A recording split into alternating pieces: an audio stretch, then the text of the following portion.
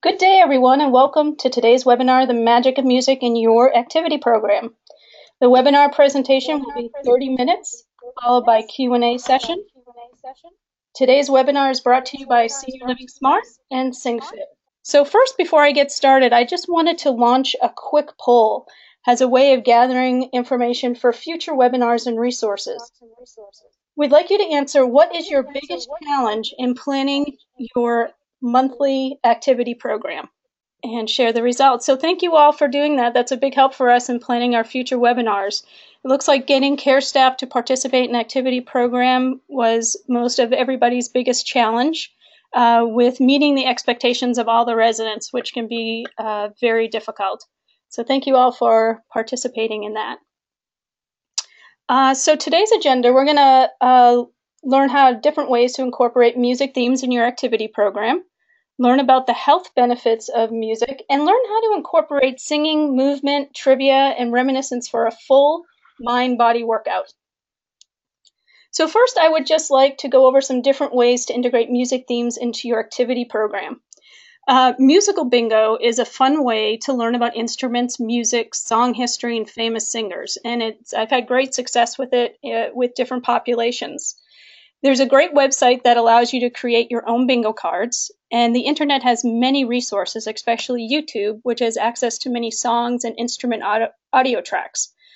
You can also purchase pre-made music bingo supplies on SNS and Amazon. You'll notice in the handout section of your attendee pane, a sample musical bingo game that you can download, as well as a catalog and overview of all the activities that I'm going to talk about initially. So musical Simon Says is an activity that uses percussion instruments that can be purchased online for as low as $60. Your residents are seated in a circle and given a percussion instrument.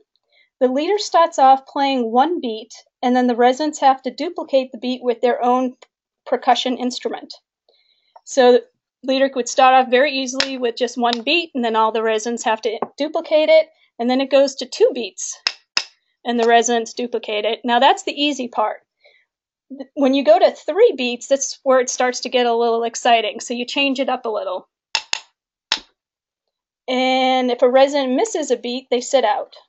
So the game continues, and it increases 3 beats, 4 beats, 5 beats, until there's 1 resident left. And be sure to celebrate that talented individual. Another program that I found successful is playing pipe chimes. It's a great group activity with no musical talent required, which was perfect when I did it. Pipe chimes kits start at about $55. I've also had activity directors do handbell choirs. It's more advanced and a little more expensive, but a great place to start is with the pipe chimes. There's also some classic remakes of some familiar games. Musical Twister is a great variation on a classic game. What you need is a Twister game mat, bean bags, and a listing of songs that are color-coded by categories. You can have 2 to 4 teams. Each group member takes turn tossing the team bag onto the Twister mat. If the bean bag lands on the inner circle, they can get 2 points. The outer circle gives them a chance to win 3 points. So let's say the bean bag lands on yellow, which is a popular song category. The resident picks a card from the yellow pile with a song title written on it, and they have to sing a few lines of that song. Their team members can help, but if they can't do it, the next team can steal. So it gets to be a very competitive, fun game. Name That Tune is just as fun as the original game show. There are many ways to play the game. There are free websites that offer you sound clips from different eras. There's also phone apps that provide free and low-cost musical quizzes.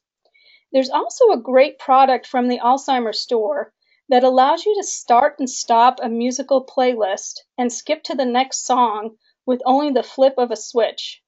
It's called the Simple Music Player. And it's a great way to play Name That Tune, and it's also a great gift for someone with dementia. So there's some tried and true musical versions of games. You can play musical charades and hangman by using names of songs, Broadway plays and instruments, and don't forget your music-themed quizzes and trivia.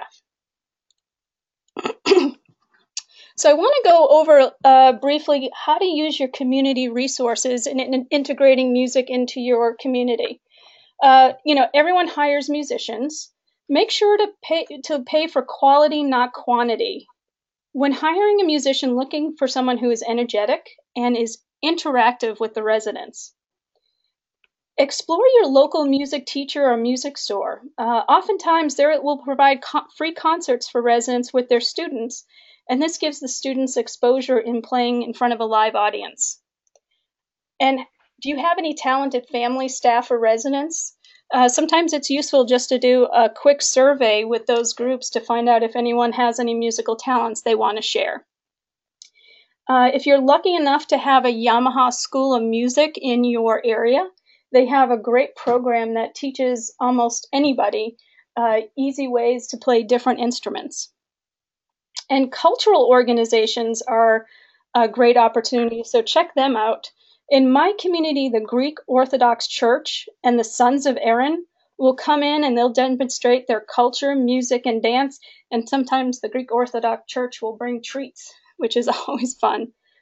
Local orchestra and musical performance groups will sometimes allow people to watch dress rehearsals, and oftentimes they will give a back-of-the-scenes tour, which is very interesting for the residents. There's many resources, and also don't forget your local library. They have community events and great selections of videos and music. And don't forget the resources on the internet. There's a number of websites where you can listen to old-time music, radio shows, there's places where you can hire musicians, and also tons of resources to download free quizzes and activities. And again, all of the details and samples can be found under the handout section on your attendee interface for you to download. So hopefully you've learned some new ideas. At this point, I would like to go ahead and present Rachel Francine, co-founder and CEO of SingFit. With over 15 years experience building startups, Rachel has led teams and strategy for recognized leaders in technology and media.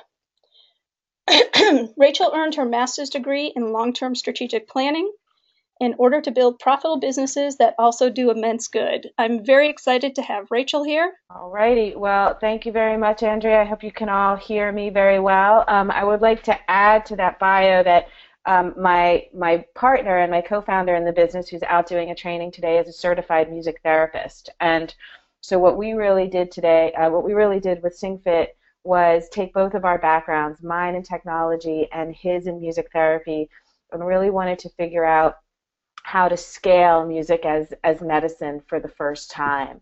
And so I'm going to take you guys through a little bit of how we do that and what we do. And the interesting thing about the title of this webinar today is it's the magic of music in your activities program. And that is the thing about music, is it really seems like magic because it can do things and engage people. Anybody who's worked in senior living and long-term care has seen what music can do for people even with quite advanced dementia. And Arthur C. Clarke, who's a great science fiction writer, has a wonderful quote that any sufficiently advanced technology is indistinguishable from magic. And so music as medicine has seemed like magic over the years, but the fact of the matter is there's an incredible amount of science under that magic, and we're going to talk about that in just a minute.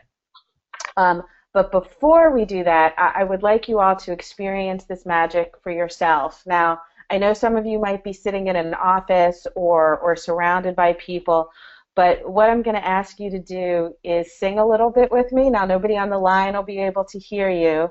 And I'm going to play this song, and what you'll hear as part of our program, which is you're going to hear the song Blueberry Hill, but you're also going to hear the words of the song prompted to you right before you need to sing them. So I encourage you, even if there are people around you, to sing a little bit with us. It's about 30 seconds right now. So here we go.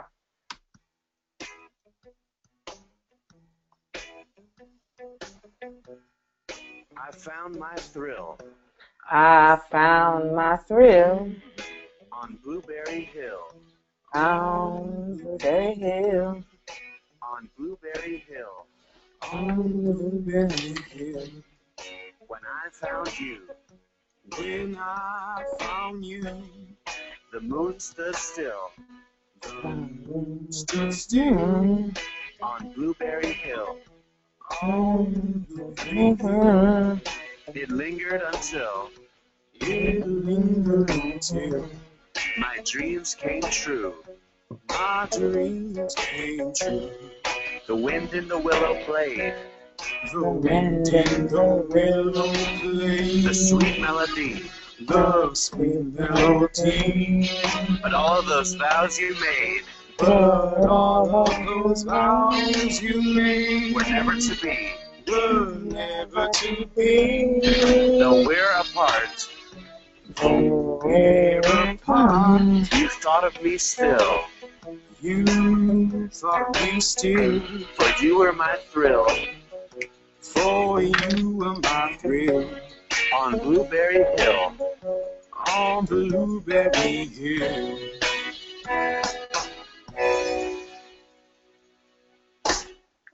Very nice. I'm sure you all sang. I'm sure you all sang great there.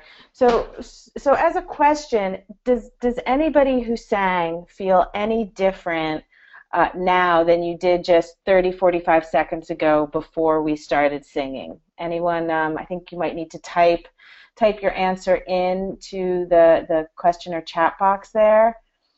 Yep. But while Go ahead and Go type ahead. it in the chat box.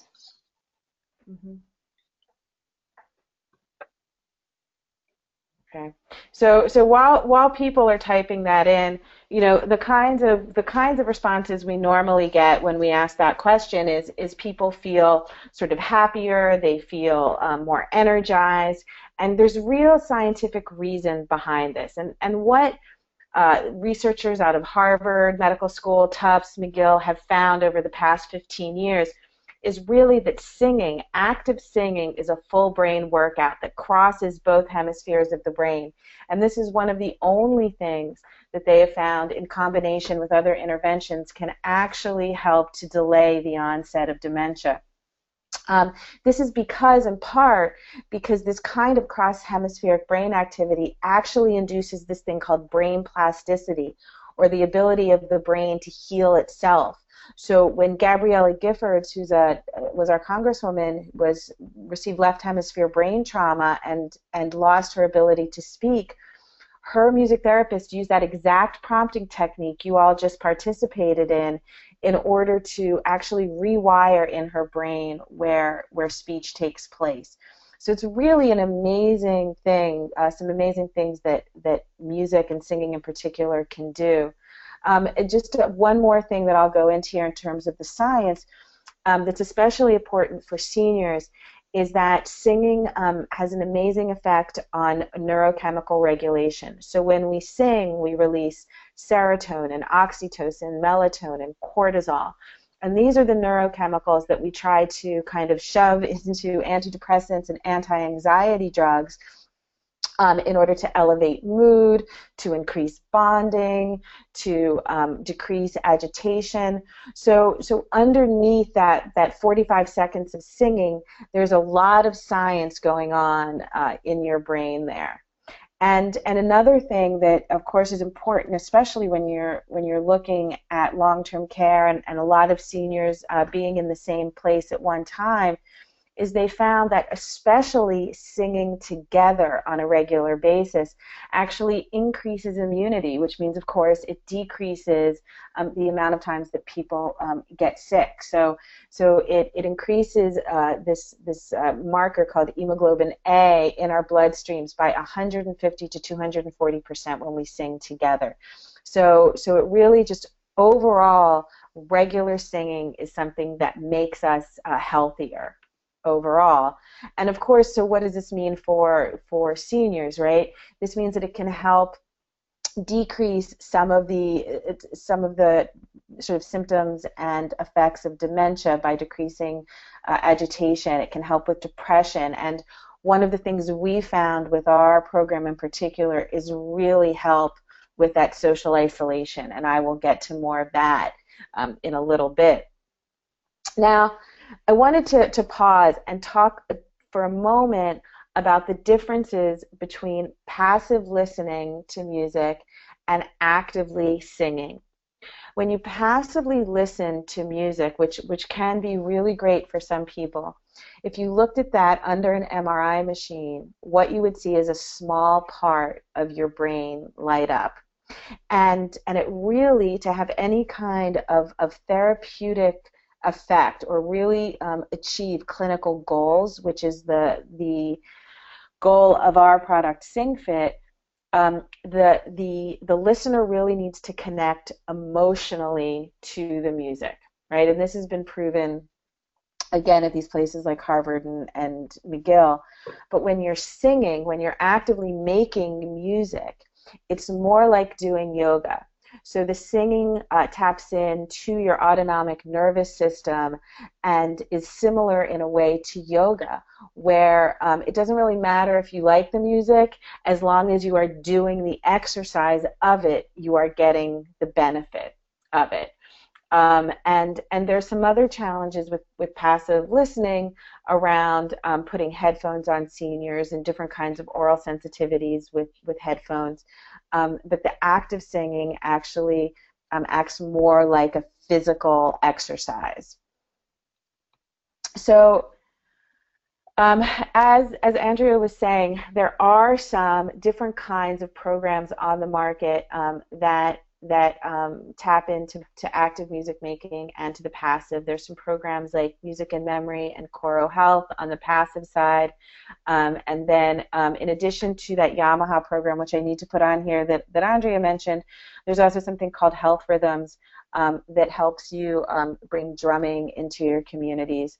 And then there's our program, SingFit Prime, which I will tell you about in a moment. And then kind of connecting that all together, there are, of course, certified music therapists that you can hire.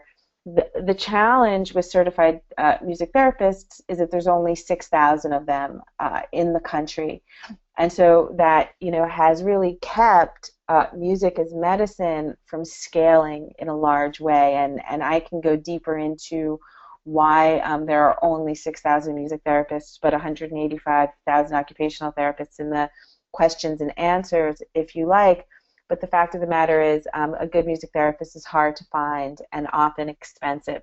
And this is really the problem that we set out to solve with SingFit. So to help us accomplish this goal, we created an app, and that was, you guys all just experienced that app, which prompts you the words of the song right before you need to sing them. And that's what really helps get this participation going. And the app is on Android and iOS on an Apple platform. And essentially, it has this lyric coach portion, and that's what engages, is able to let even folks who have kind of that mid to later stage dementia participate, even if they can't remember the words or read them off of a karaoke chart. There's that guide singer where you can sing along and help with the melody, and this is really helpful too if the person who is facilitating the program doesn't feel particularly confident about their singing skills. Then all they need to do is turn up that guide singer, and they really don't need to be able to sing at all. And then we have these fully orchestrated music tracks that you heard. A lot of music programs that you'll find, the quality of the music isn't that great, and we go to great lengths not only to partner with the biggest music publishers in the world so we can get the biggest songs legally for your communities, but also so that the underlying music or the master track of that really sounds like the original version. And that's those biggest hit songs. And there's another way that I can go into more in questions and answers, where if you're doing this in a one-to-one setting, you can actually put on headphones record singing, let's say happy birthday, and the app will take out that lyric coach, take out that lead singer, and just mix the song down so it's just your voice and the music, and then you can send that song to relatives and friends via email, Facebook, Twitter. So it's a great way to increase connectivity with families at a distance. So I want to show you first what SingFit really looks like in action with somebody with dementia. Now, this is Olivia. Olivia's had developed dementia about 10 years ago, and she had been a professional singer, but because of the dementia, stopped singing because she couldn't read the words, she couldn't remember the lyrics. And what you'll see in this video, which is about 2 minutes, is you'll see both her first SingFit session with a caregiver, with her paid caregiver, and her second SingFit session. So I'm going to play that right now for you guys.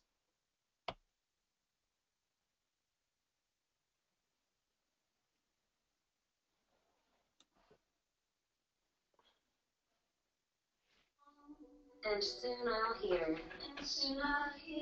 old winter song. But I missed you most of all. My darling. When autumn leaves start to fall.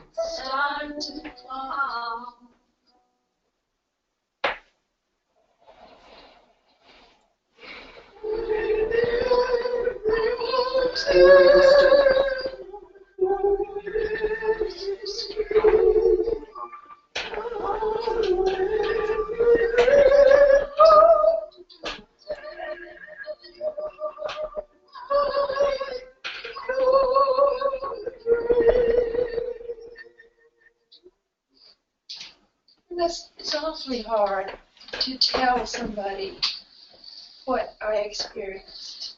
Yes. Because it was like a miracle.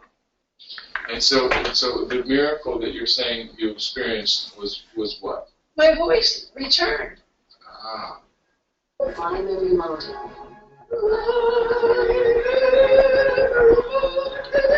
Street.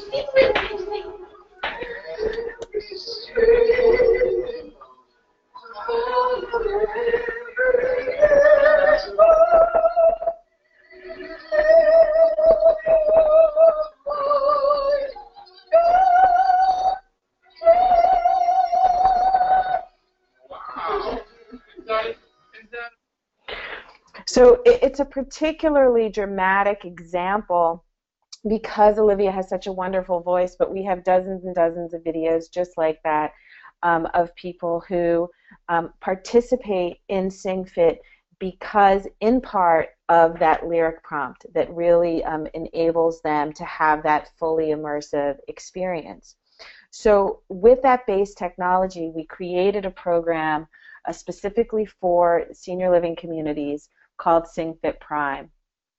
And what SingFit Prime does is it combines that technology with the world's best music, along with training and support. I'm sorry, there's no G in that training, but with training and support.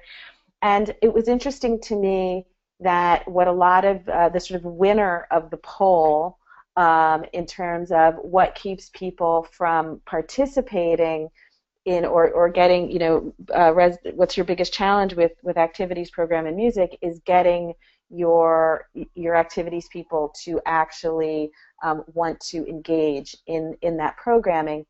And that's because a lot of people feel nervous around singing and music in general because it's not necessarily their specialty. And so we have a full day training that not only teaches the programming, teaches the technology and how to use the technology, but also gives them a slice of music therapy training that gives them a lot of confidence in actually how to facilitate the program. And this training, you'll see that's my partner there, Andy, in the background of that picture.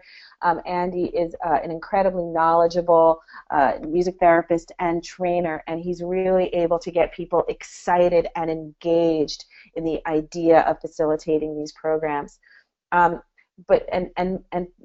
also what we do then is we create programming specifically for your activities directors and your staff, where then they don't have to sort of do all this work themselves. So what you'll see here, and I'm going to go and I'll go through how that programming works in just a minute.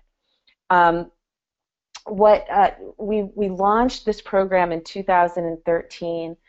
There's now more than 100 communities using SingFit on a daily basis.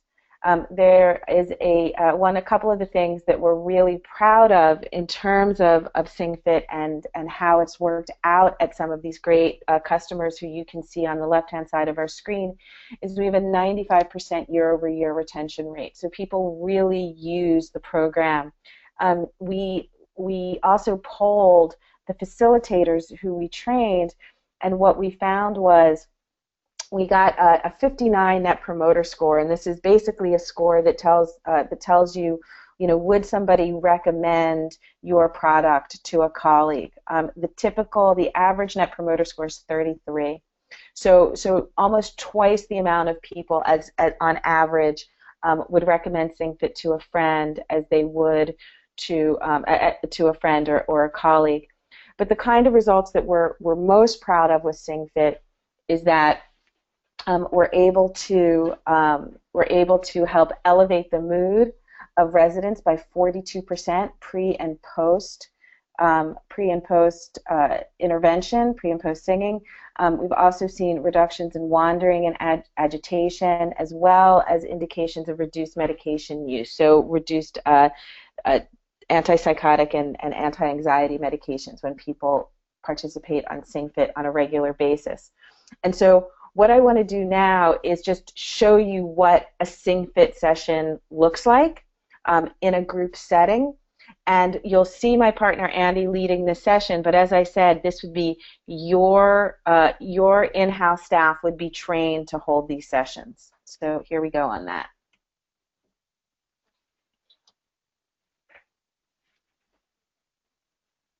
And one of the people that one of the most famous trumpet players from New Orleans grew up there, Satchmo. Exactly.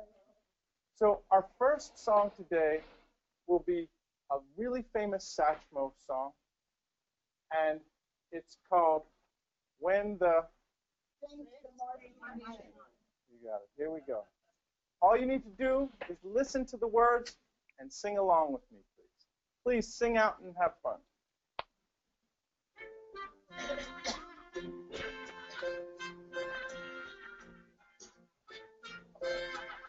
I like it. Oh, when the saints go marching in. Oh, when the saints go marching in. When the saints go marching in. Lord, how I want to be in that number. When the saints go marching in. When the saints go marching in. And when the sun refused to shine. And when the sun refused to shine. When the sun refused to shine. These little towns are melting away. Are melting away. I'll make a brand new start of it. I'll make a brand new start of it. In old New York. In old New York. And if I can make it there, I'm gonna make it. I'm gonna make it anywhere. It's up to you. It's up to you. New York. New York. New York. New York.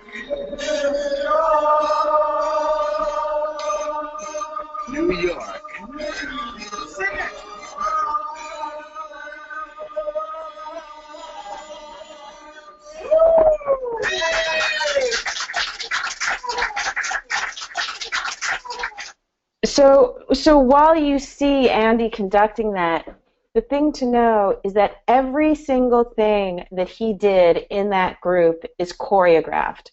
So once you become part of the program, we come in and we train for a day, and you literally get a box. And in that box are speakers, some shakers, some scarves, which act as sort of additional kind of rhythm instruments for the program, as well as your first 12 playlists. And then every quarter you get 12 new playlists.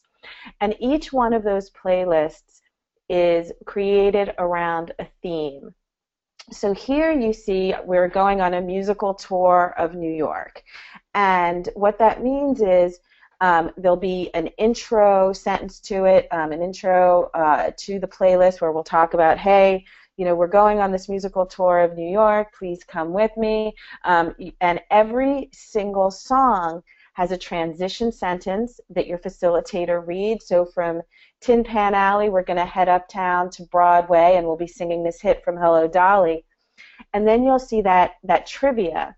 And one of the other interesting things that I thought was interesting about the poll was the second most given answer was like having trouble really sort of meeting the expectations of your residents, right? Because some of you might be in continuing care communities where you're dealing with everything from independent living to memory care.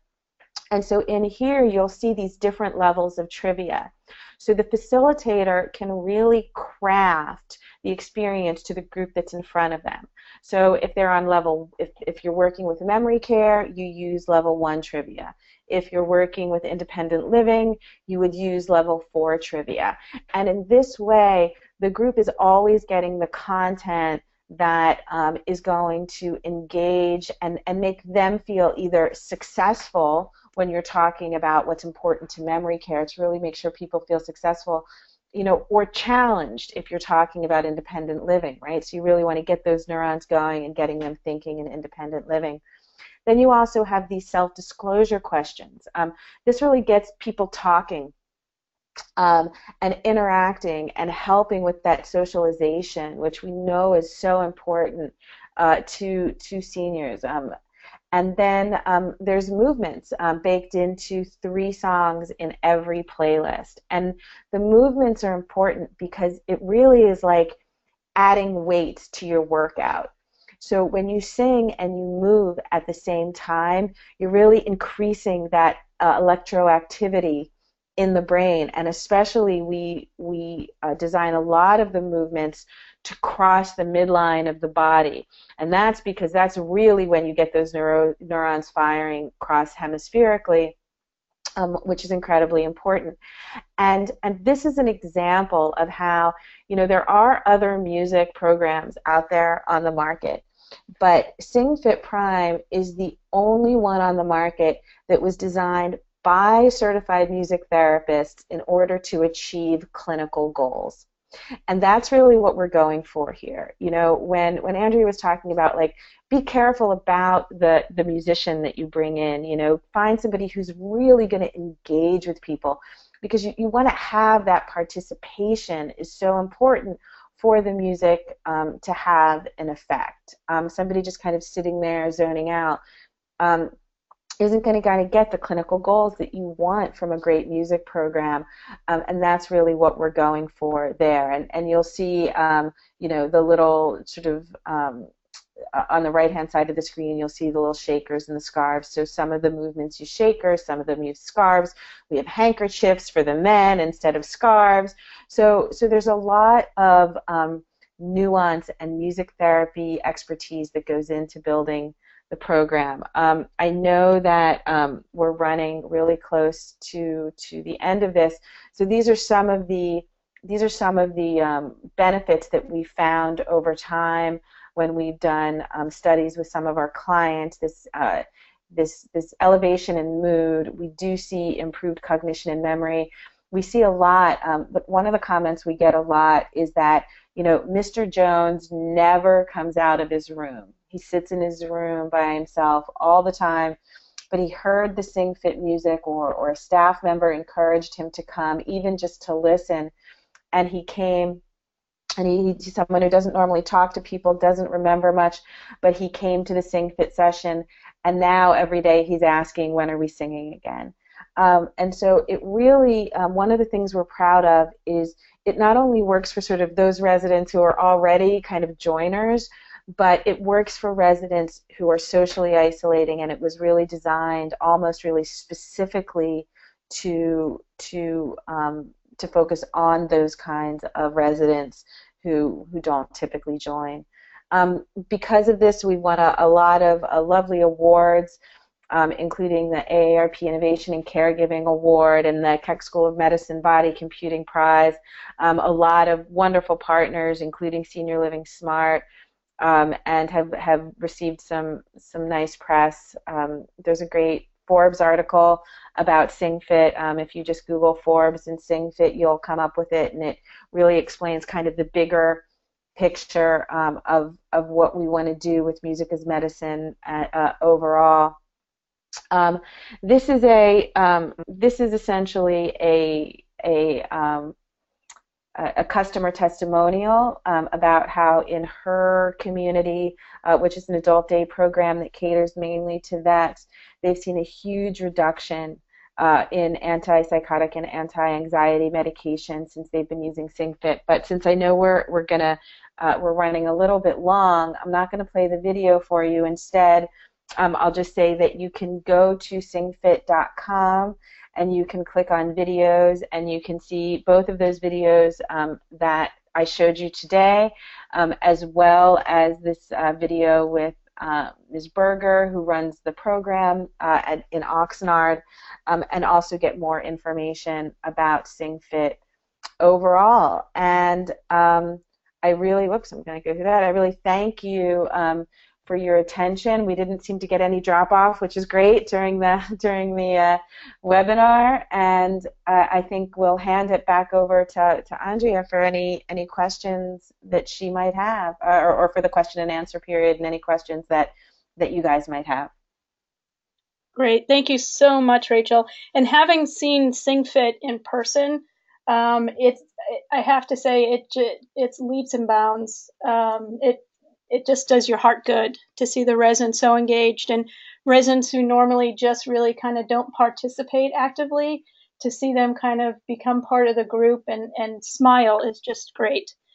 We do have a couple of questions that I want to get to. Also, too, real quick, we got a lot of comments after the singing, and some of them were really great, so I just wanted to share them.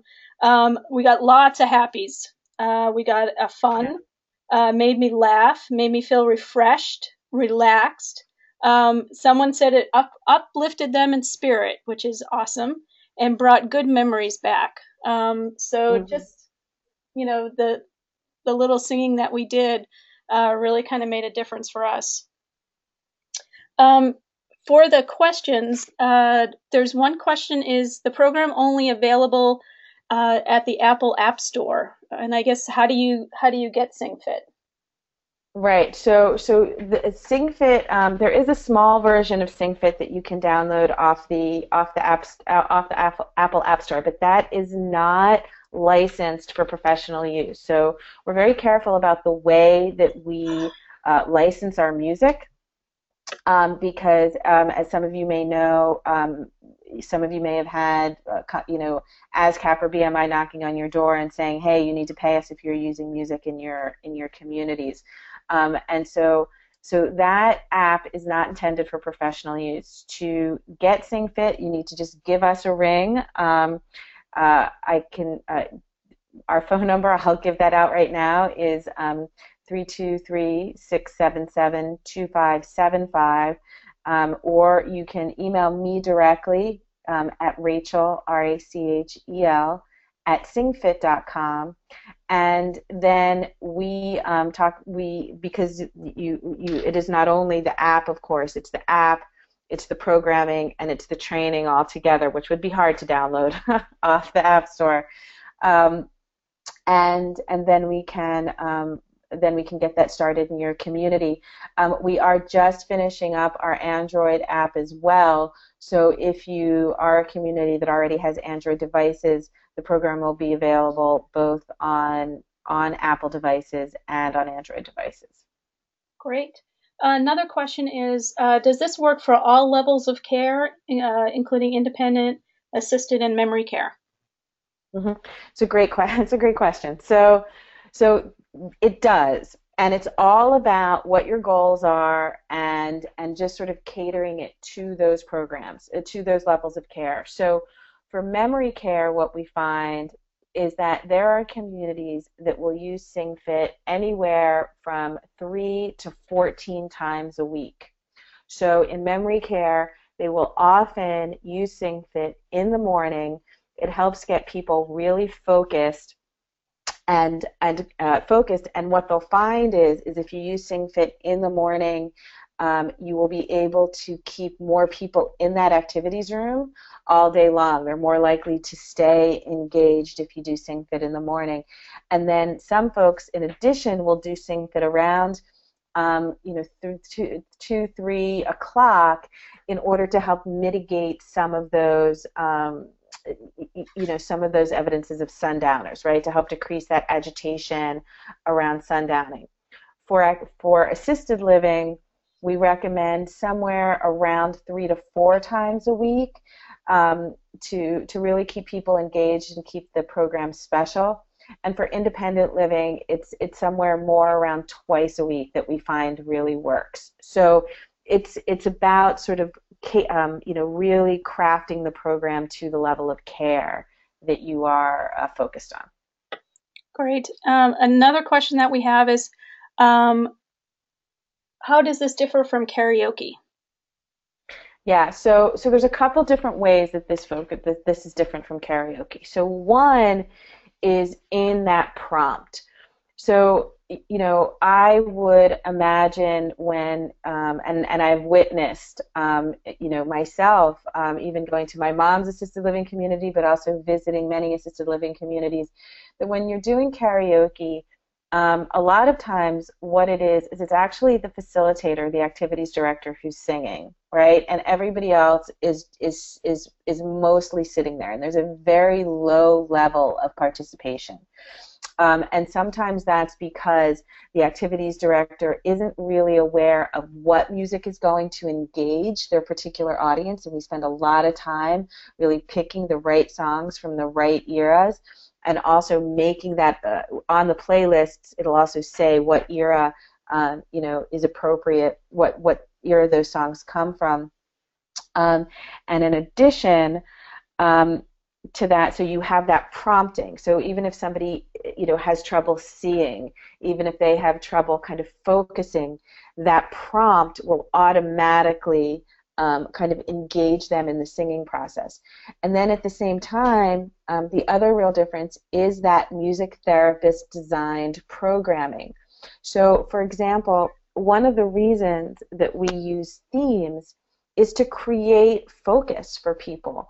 So as people are developing, mild cognitive impairment, as you get farther along the dementia kind of journey, thoughts can wander really easily. So that's why a music therapist, if any of you have music therapists who come into your communities, will create a theme. A good music therapist will create a theme to help create that focus. But then it's also all of the training and teaching that goes into the program as well. So for example, one thing that we teach during training is something called a hand under hand technique. So some of the songs use this little shaker that comes in your welcome box. And the reason we do this is there might be some residents who right off the bat aren't necessarily comfortable with singing or able to sing. So we bake a lot of different kinds of participation levels into the program. So even if they're not singing, maybe they can shake the shaker and participate that way and feel success that way.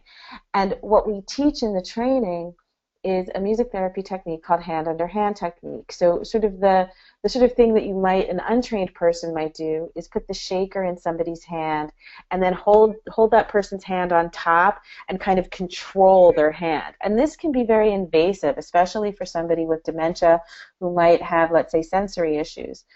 Instead, we teach the facilitators to let the resident hold the shaker in their hand and put their own hand underneath their hand and help them participate in the rhythm activity that way.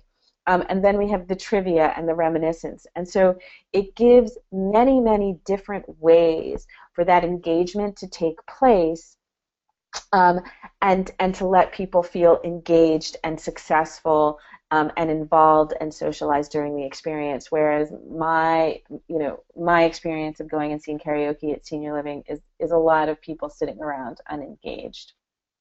Great. We do have a couple more questions. Someone wanted to know if the song list is constantly updated throughout the year. Yes, it is. So, so when we put out those 12 new playlists every quarter, we aim to have somewhere between 25 and 30 new songs in the playlist. So there are new songs that are constantly being rotated in. There are, of course, songs. They are not completely new every quarter, because there are some songs like New York, New York, and Over the Rainbow that you would never want to take out of a program like this, because those are the songs, those are the hits. But they are constantly updated with new songs. Okay.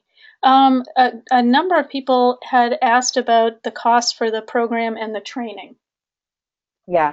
So it's a challenging question to sort of answer flat out, because there's a number of factors that go into it. And so I'm gonna explain the factors, and then I'll give you guys kind of a range to think about, which is so the number of factors are: one, how many communities are getting trained at one time. So if you are part of a larger organization that has 2 or 3 or 4 or 400 communities, when we're able to train multiple communities at once, the cost is brought way down.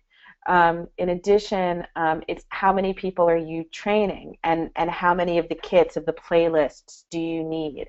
So for example, if you do have a CCRC, and say you've got a campus where each of the buildings is a 10-minute walk from each other, you'd want to have somebody trained, or a couple people trained from each one of those different locations, as well as let them have their own kits and speakers and shakers and playlists. So that's another factor that goes into it. And then we, in an attempt to keep the program as low cost as possible as we can, we charge real-time rates for travel. So if you're lucky enough to be here in Southern California, where we are, that's where the lowest rates are. So if we don't have to get on a plane, or we don't have to have a hotel, we pass that savings on to you. If you happen to live in a remote part, or your community's in a remote part of Alaska, it's a little bit more expensive. And so in general, what we like to say is, if you have a community that, let's say, between 65 and 100 people in your community, the program is going to end up costing somewhere between $35 and $45 a year per resident, right? So that kind of just gives you an idea of what the cost is. But to really understand what the real cost is, the best thing to do is just give us a ring, tell us exactly what your community makeup is, and then we can give you a more exact price. Great. One additional question just came in. Can you choose just to have the software and the box of songs without having the training?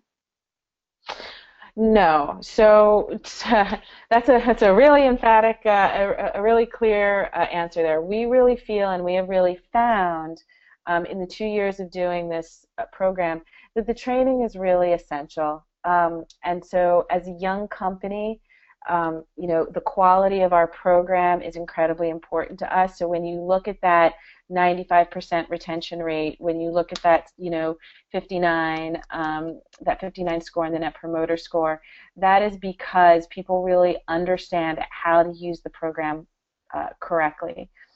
What we do in terms of training is we do that in-person training. I know that sometimes people worry about, well, what happens if I lose staff, for example. And so what we do is we like to train at least 2 people from every community. If you lose a person, we set up a program where it's a combination of online training and apprenticeship with that person who has already been trained. So we'll take them through the classroom part of the training.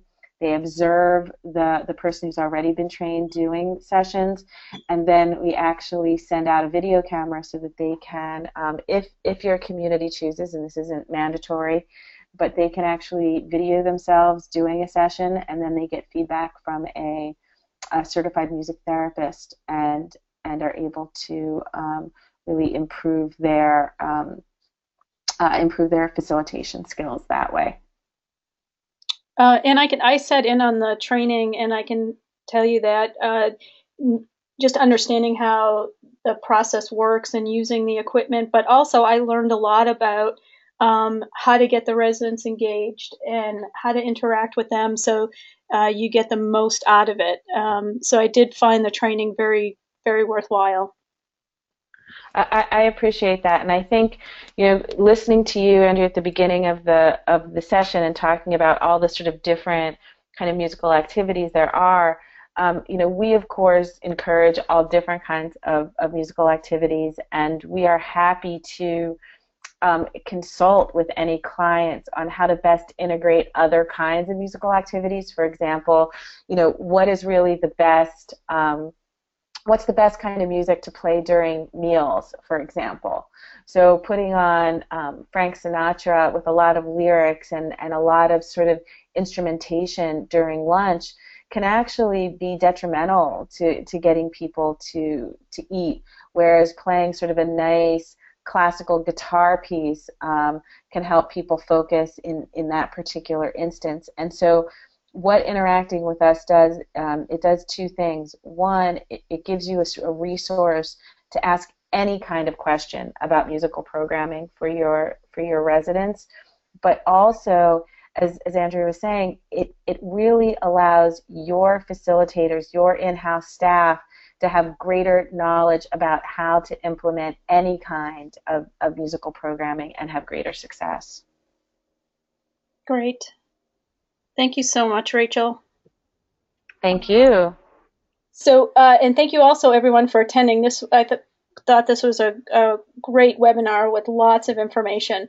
If you have any other questions, you can please contact Rachel directly or myself, Andrea Catazone at Senior Living Smart. Once you leave today's webinar, you're going to receive a survey on the presentation. We'd appreciate if you would complete that and provide your feedback. You will also receive a follow-up email within about 24 to 48 hours with a link to view a recording of today's webinar, plus all of the handouts if you did not access them from the attendee pane. Our next webinar, so tell all your marketing friends, is on Turn Your Website into a Lead Generation Machine. It's another 30-minute webinar, and it will showcase 5 low-cost strategies to turn your website into a lead generator. Join us for this 30-minute panel presentation by industry marketing experts. On behalf of Senior Living Smart and SingFit, thank you for joining us today, and have a great rest of your day. Thank you so much.